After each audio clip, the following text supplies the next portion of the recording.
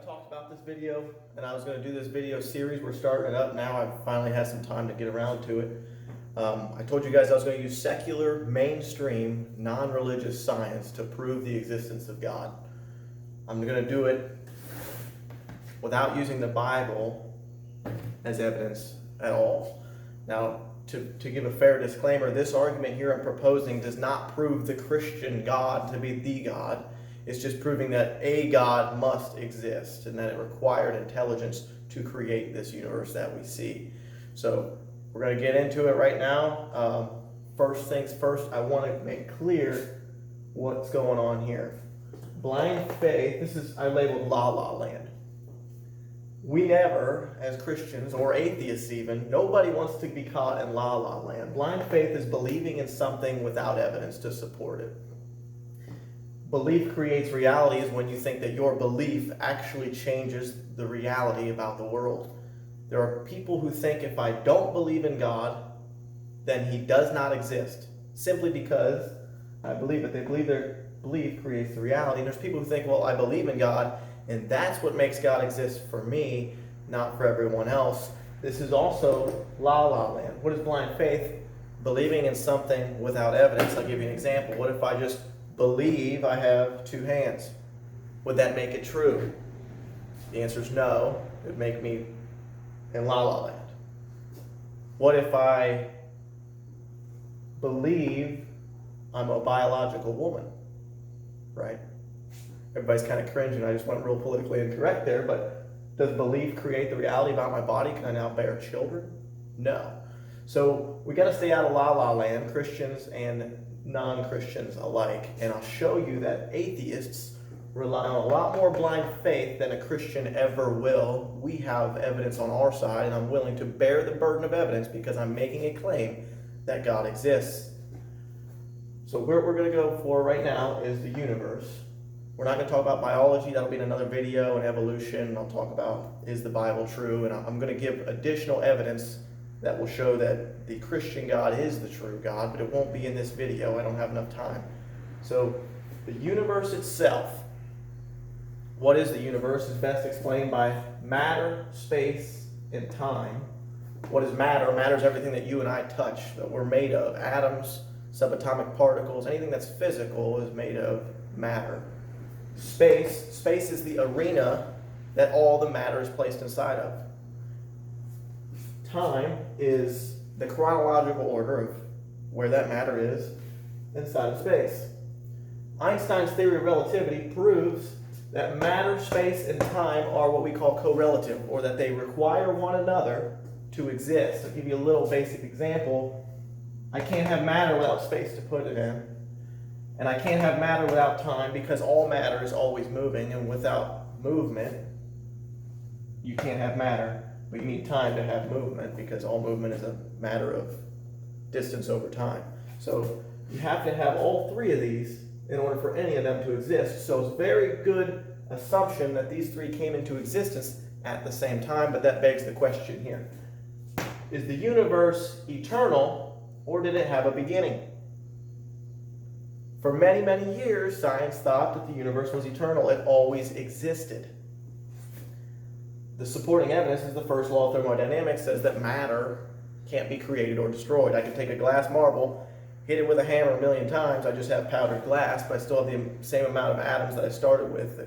We can't create matter from nothing, and we can't destroy it. We can only change its form. But since the last 100 years or so, these layers of supporting evidence have been discovered that are showing that the universe did in fact have a beginning. I'll break these down. Einstein's theory of relativity predicted and shows through his models that the universe had a beginning. It's very solid because so many scientists have verified and double-checked and triple-checked all of his claims.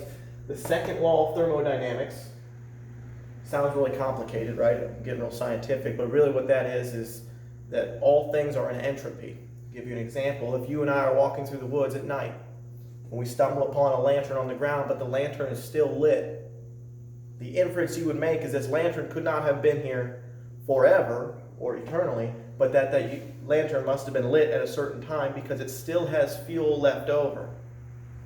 The same is true for our stars and our sun. They're just like giant lanterns, but they're up in outer space. The sun has a limited fuel supply. It's a very large fuel supply, but eventually the sun will burn out and Earth will die. Eventually, all the stars will burn out. There's actually a time in way future that science has predicted the universe itself will go dark. That if you were actually on Earth looking up, there'd be no more stars, there'd be no more light left at all because all the energy will have been burned up. This is very solid evidence that the universe had a beginning. Hubble Space Telescope and the expanding universe, when they discovered that the universe was expanding, this is where they derived the whole Big Bang Theory from. If you believe in the Big Bang Theory, you're assuming then that the Earth had a beginning. You're in this side, not here. The Big Bang Theory comes from the expanding universe. When we look out, we see everything is moving away. And for it to be moving away means that at one time in the past, it would have been a lot closer.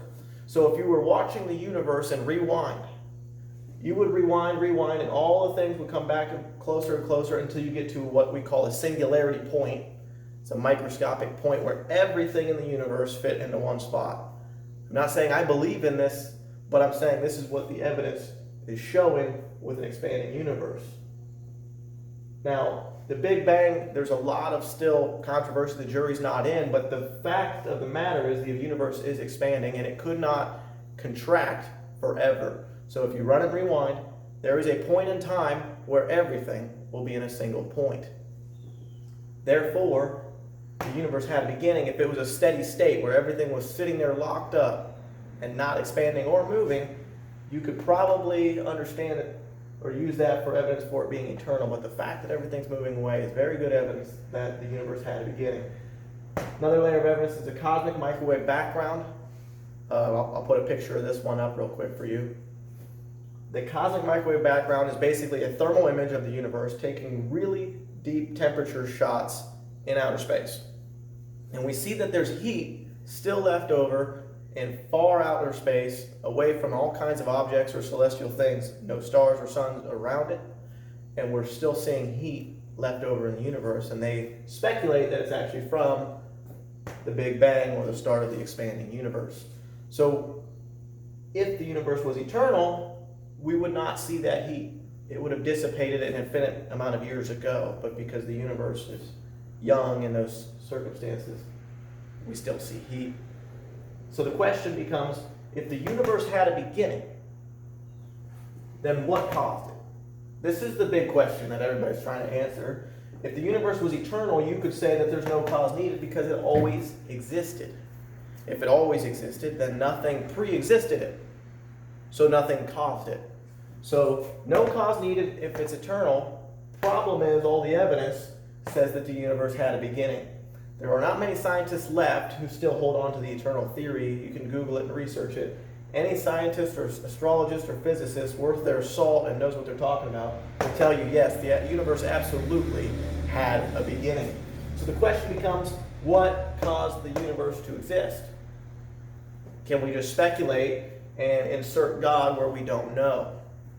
By the way, this is called God of the gaps. It's a logical fallacy that many religious people have used throughout history. I'll give you an example. At one time in history, people said, oh, the lightning and the thunder, they didn't have a natural explanation for it. So in their logic, they imposed a supernatural explanation. They said, well, we don't know what the lightning and thunder was, therefore it was God. They didn't know the lightning was from hot and cold air in the atmosphere mixing and then short circuiting. So this is not a God of the gaps argument. I'm going to show you why.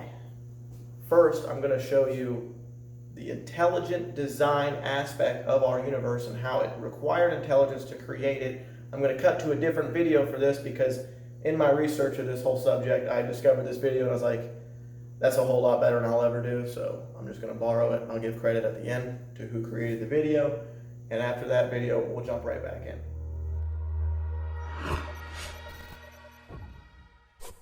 From galaxies and stars, down to atoms and subatomic particles, the very structure of our universe is determined by these numbers. These are the fundamental constants and quantities of the universe. Scientists have come to the shocking realization that each of these numbers has been carefully dialed to an astonishingly precise value, a value that falls within an exceedingly narrow, life-permitting range. If any one of these numbers were altered by even a hair's breadth, no physical, interactive life of any kind could exist anywhere.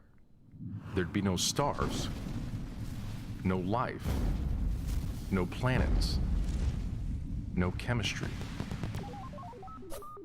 Consider gravity, for example.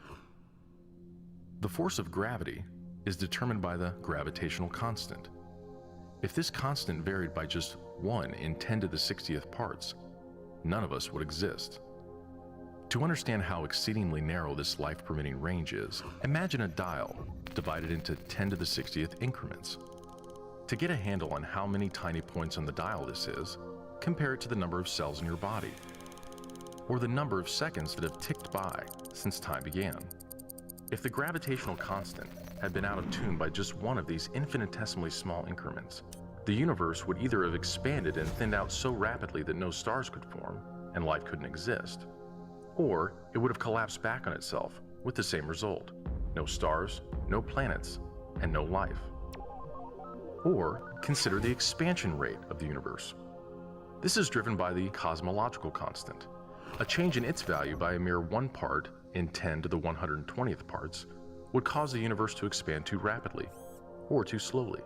In either case, the universe would again be life prohibiting. Or another example of fine-tuning.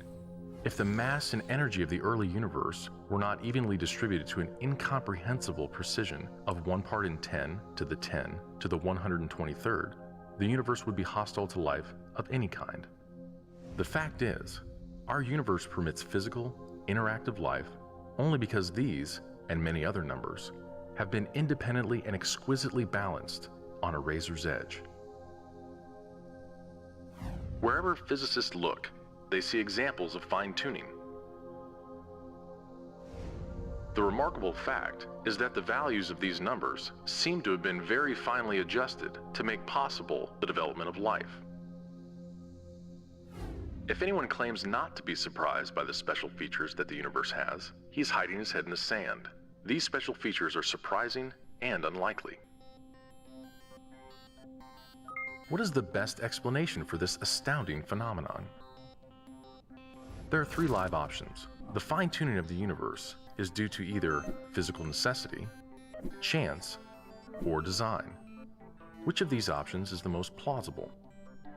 According to this alternative, the universe must be life-permitting. The precise values of these constants and quantities could not be otherwise. But is this plausible? Is a life-prohibiting universe impossible? Far from it. It's not only possible, it's far more likely than a life-permitting universe. The constants and quantities are not determined by the laws of nature.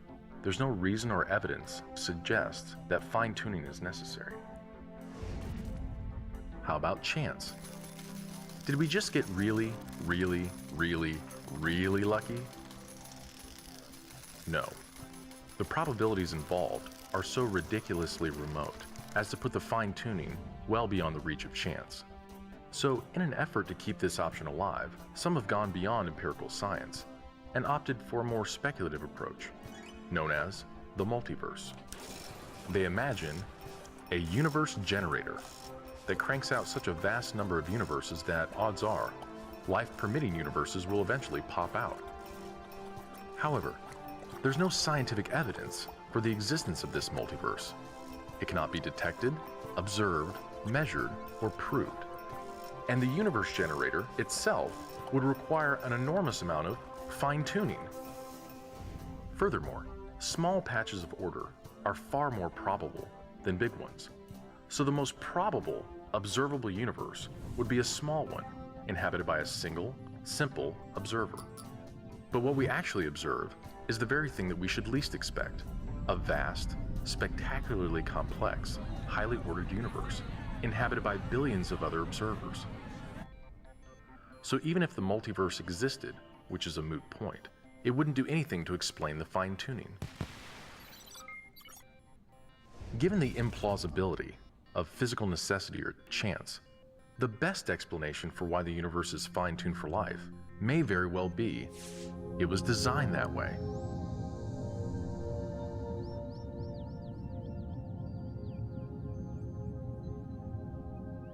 common sense interpretation of the facts suggests that a super intellect monkeyed with physics, and that there are no blind forces worth speaking about in nature. The numbers one calculates from the facts seem to me so overwhelming as to put this conclusion almost beyond question. There is for me powerful evidence that there is something going on behind it all. It seems as though somebody has fine-tuned nature's numbers to make the universe. The impression of design is overwhelming. The heavens declare the glory of God. The skies proclaim the work of his hands. Day after day they pour forth speech. Night after night they reveal knowledge.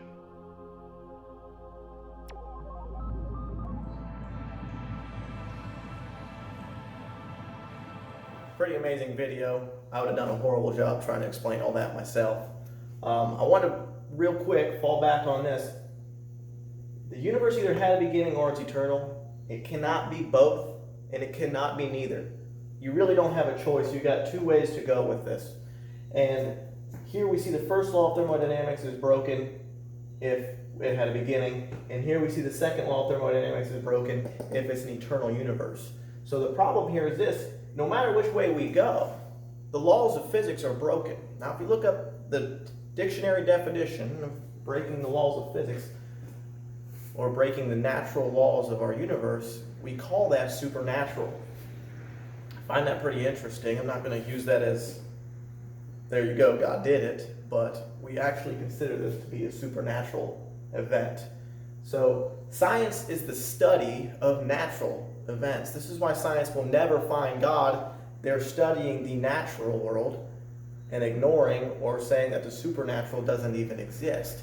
It'd be like if I were to walk around the whole earth with a metal detector and I come back to you and I said, plastic does not exist. Well, you're going to say, well, dummy, you're using a metal detector trying to find plastic. Of course you never found it. Of course science never finds the supernatural because all they study is the natural. So you guys saw the intelligent design argument. The odds there are far beyond winning the Mega Millions lottery like 3 times in a row. It's just excessively, exceedingly rare and impossible for us to do that by sheer chance.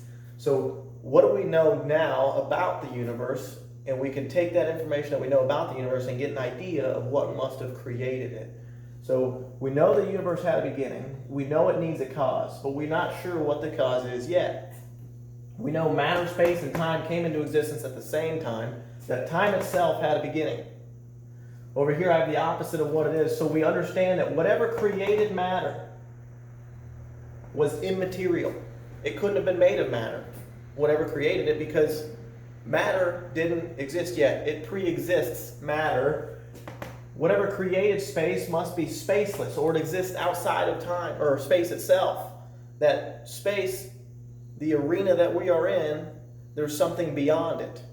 And that's why we can't hop in Miss Frizzle's Magic School Bus, if you're old enough to know that reference, and take our rocket ship over and see, oh, here's what created the universe. It doesn't exist inside of space because it existed before space. Therefore, it exists outside of space.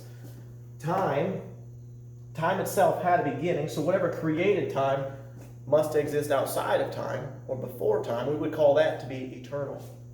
Now, we know that the universe is finely tuned, or what you could call designed. What's the inference that you would make is that it must be an intelligent mind. It requires intelligence to design the universe that we are in. It had an end goal in mind before creating. That makes it a personal entity. Whatever this was made a choice. That's what it is to be personal, is to be able to make a decision. And its decision was to create a universe that we could live in.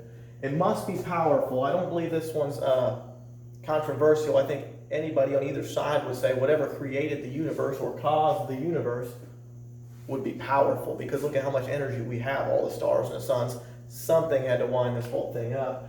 And of course the last one is supernatural, which I already touched on. When we break the laws of physics, textbook definition is supernatural. So we understand it must be an immaterial, spaceless, eternal, intelligent, personal, powerful, and supernatural thing that created the universe. I've used secular, non-religious, mainstream science, including the fine-tuning discoveries that all came about in the last 100 years, and we've not even cracked the first page of the Bible. Now humor me for a moment. I know I said I wouldn't use the Bible for evidence. But I want you to imagine, and I'm paraphrasing someone else's story on this, science and the science community climbing the mountain of knowledge and trying to gain what we call a theory of everything, is when we know everything.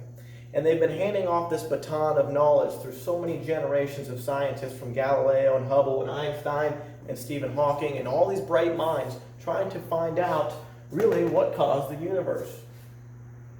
And they finally break over this mountain 3,500 years after Genesis was written, the first book in the Bible.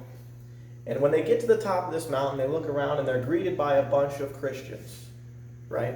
Because the Christians 3,500 years ago opened the book of the Bible, went to the first page of the first book, and the first verse says, "In the beginning, God created the heavens and the earth." In the beginning. Right here, the Bible right now is verifying what we have discovered in the last 150 years or so, that there was, in fact, a beginning. It does not say that the universe existed eternally. We are now verifying that the universe had a beginning, and God created, intelligent, personal, powerful, supernatural, the heavens, that's space, and the earth, matter, time, with the beginning. In the beginning, God created the heavens and the earth. We didn't use the Bible as our evidence. I used evidence to verify the Bible. It took them 3,500 years to hit the first verse and verify it. I wonder how much longer till we get the whole thing. I'm just kidding. There's a lot that's actually verified by science throughout the Bible. So you're probably wondering, okay, there's got to be some objections to this argument. And remember, I talked about blind faith and belief creates reality. Suddenly, being a Christian doesn't seem like blind faith, does it? Because I've posited all the evidence I need for what my beliefs are. I'm going to show you the Mike Tyson heavyweight champion of atheist discussion, Richard Dawkins. I'm going to show you when he's taken to task on this information here, when he's taken to task on the fine-tuned or designed universe. I'll show you his objections. This guy goes around, by the way, and makes hundreds of thousands or millions of dollars selling books like The God Delusion and other books he's written, along with debating creationists and Christians and any kind of religious person and trying to make them look stupid. But I'm going to show you where Richard Dawkins is sitting on a mountain of blind faith. Take a look. If the universe, if the constants of the universe are indeed fine-tuned, how do we explain it? How do we explain the appearance that the universe is tuned to bring us into existence? Well, theists say God did it. God twiddled the knobs and tuned the physical constants to have exactly the right values. That, of course, is no explanation at all, because it leaves unexplained the tuner. It's just pushing the problem back one step. So we can instantly discount explanation number one. Okay, so you see how quickly Richard Dawkins threw out the God idea, right? He says, well, the universe itself could not have been designed by God, because that would leave unexplained the fine-tuner and push the thing back another step. What he's saying is, if it had a beginning and you say it was God, now you need to explain, okay, where did God come from? And he thinks, because we don't know where God came from, because he doesn't know where God came from, then he doesn't have to answer for it at all. It's really not a very good argument. It's not very solid at all, and I'll show you why. For the same reason that an eternal universe does not need a cause, is the same reason that an eternal being does not need a cause. If it's an eternal universe, he'd say, oh, you don't need a God. He'd say that all day. Well, we say that whatever created time is eternal, which would be, i.e., God, where there's no cause needed, but he has a limited understanding of who God is, and he thinks, where did God come from? So the official answer is, where did God come from? He always existed. He is the first cause. There's no cause needed. Explanation number two is adopted by physicists, I think Steven Weinberg, who was quoted earlier in this conference. Steven Weinberg, Nobel Prize-winning physicist from Texas, I think his view is that we don't yet understand enough physics, and when we do, when we have the longed-for theory of everything, the TOE, we will then realize that these knobs are not for tuning. There is no freedom. There are no degrees of freedom. There's only one way for a universe to be. But that might leave some people unsatisfied because it still seems a bit uncanny that the only way for a universe to be is the way that eventually gave rise to us. So Richard's second objection is built on blind faith. I don't know if you caught it. He says, well, one day, I'm paraphrasing, we'll have the theory of everything, the TOE, and we'll realize that this is the only way for a universe to exist and there was no fine-tuning at all.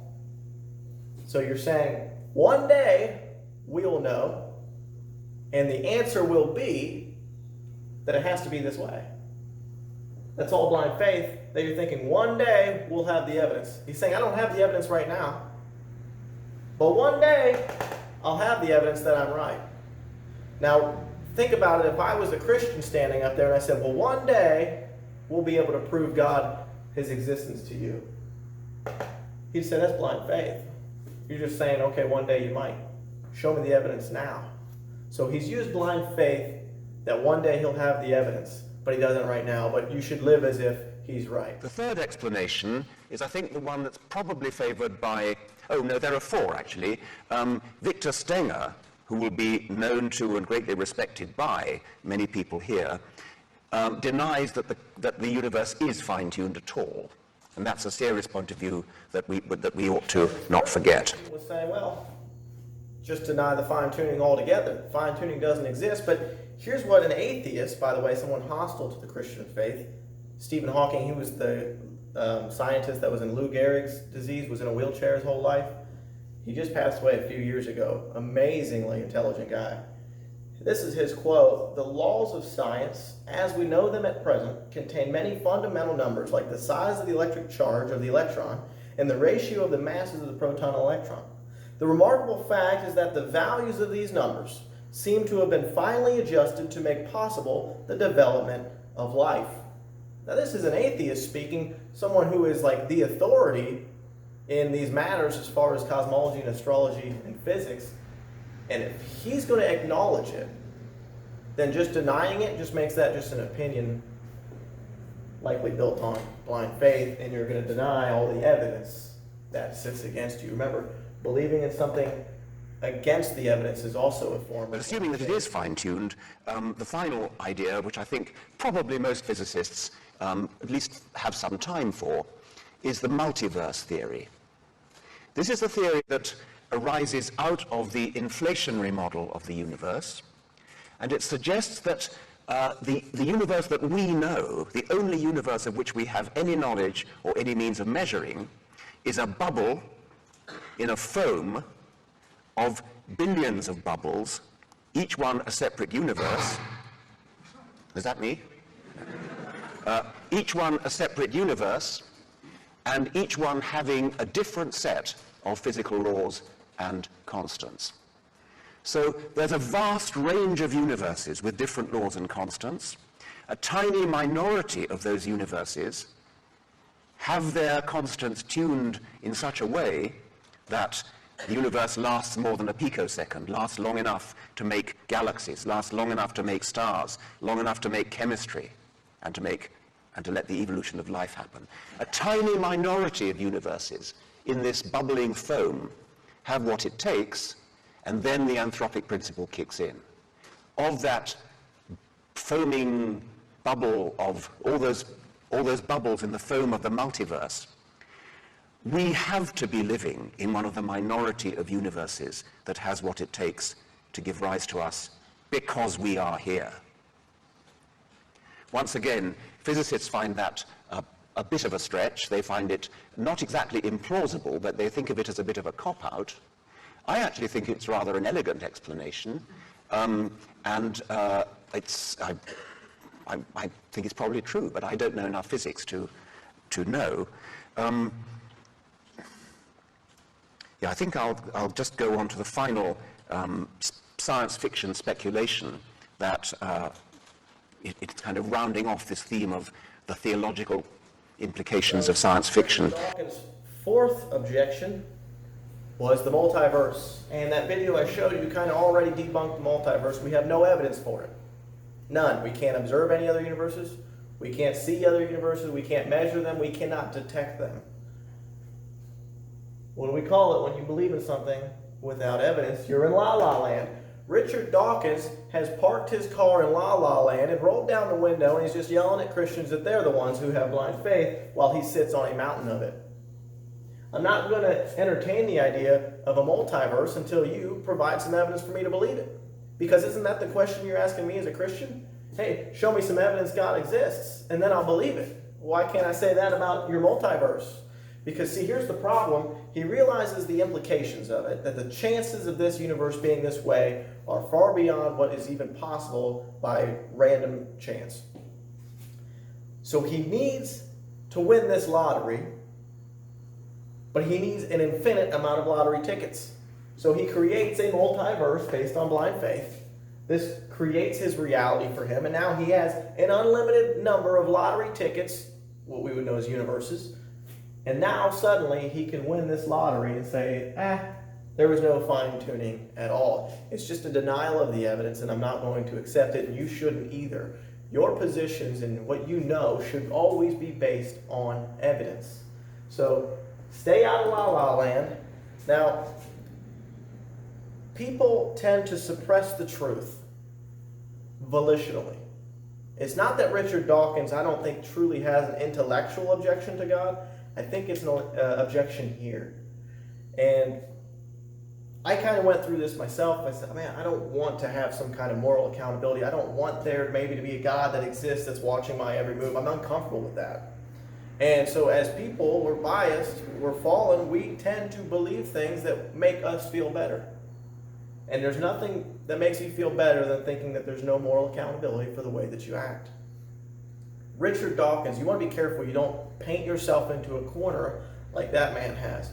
He has made so much money and has this great reputation on earth that he's now created a bubble for him that he cannot exit without destroying his whole reputation and going into financial ruin. He can't accept God without being made a fool. He's painted himself into a corner. Now the evidence stacks up on him. He's trapped. He has to posit blind faith to keep the facade going. He has to create a rescue device because he's trapped here. Salvation can come to you for free. It's a free gift from God. It's not about what you've done. It's not about earning your way to heaven. You can't earn your way to heaven. And it's surprising how many Christians believe that. It says in the scriptures many times that your faith will impute to you righteousness. It's not actually through my good works, that I'm not good enough to get there on my own. And so he cannot accept this free gift without destroying his entire reputation and financial security. And now he's painted himself into a corner. I don't believe there's any worse place to be. So I want to keep you guys from doing the same thing. Be open to evidence. Don't be closed-minded. I was a skeptic too. You should be skeptical of everything. You should be skeptical of this. Go ahead and read into these.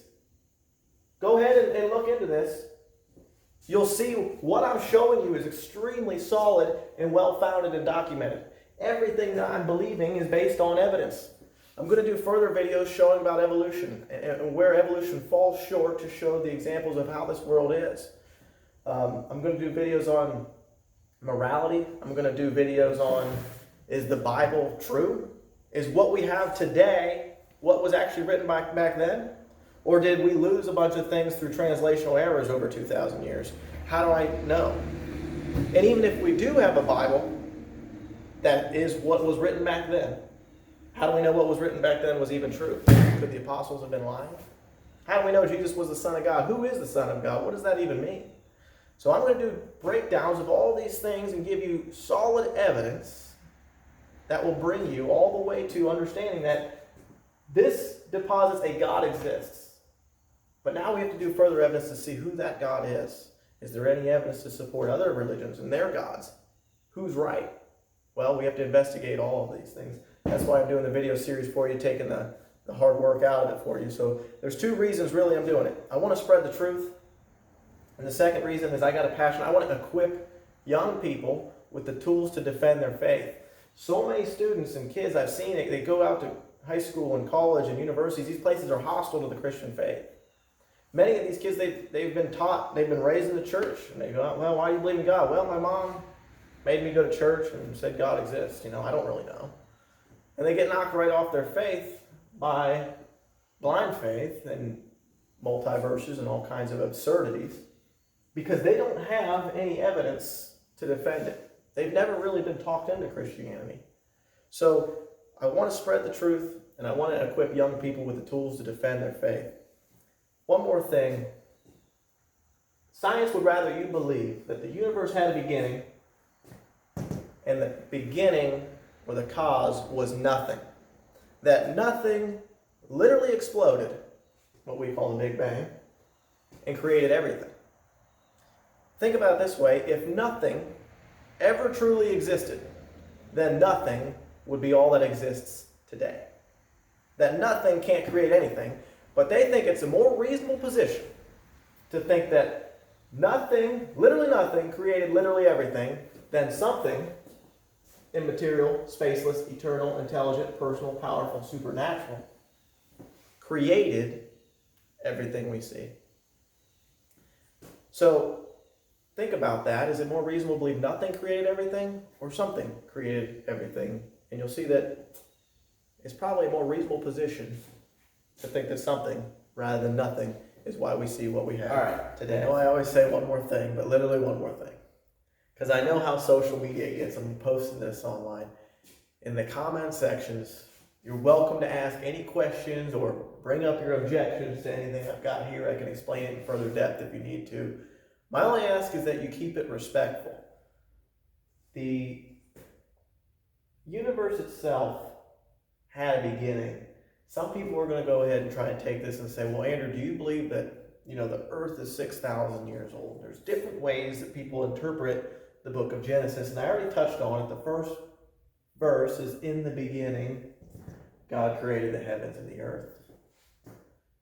There's no date there. And I know people try to literally interpret Genesis, and that might be the correct interpretation, but it's important we don't get caught up in the discussion of how old the earth is, because here's why.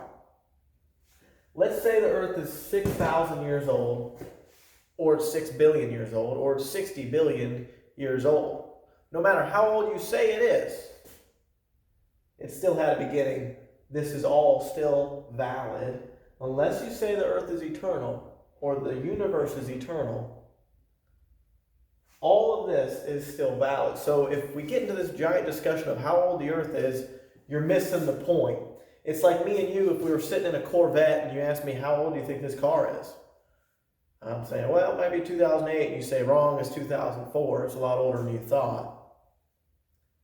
Does that change the implications that there was still an engineer that designed the Corvette? Does that mean the Corvette, because it's a little older than I thought, didn't require a designer? No, it doesn't. And the same is true for this. So let's not jump into an age of the earth discussion, because I've seen evidence for young earth. I've seen evidence for old earth. Both of them, and I've looked into them extensively, have assumptions built into what they consider their evidence, and they all interpret their evidence differently. Some people say, well, these layers in the ground, these were deposited over billions of years.